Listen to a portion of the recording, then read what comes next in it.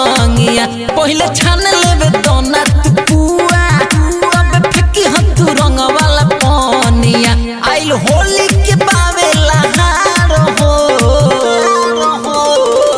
पटक के रंग ना लगई होए देवरू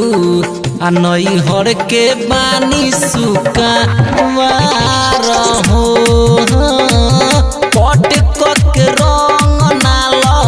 गई होए देवरू आ नई हर के बानी सुका वार हो पटक के रंग ना गई होए देवरू नई हर के बानी mix by Sneha recording studio Jamo Chandtola. चोली लसर लसर करी लागी बड़ी पाला हो फगुनी लहर नाही तनी को सहाला हो को सहाला हो चोली लसर लसर करी लागी बड़ी पाला हो फगुनी लहर नाही तनी को सहाला हो जोनी मारी पिचकारी के धार हो पटक के रंग नाला गई है देवरू आ नई हर के पानी सुका मार हो पटक के रंग नाला गई है देवरू आ नई हर के पानी सुका मार हो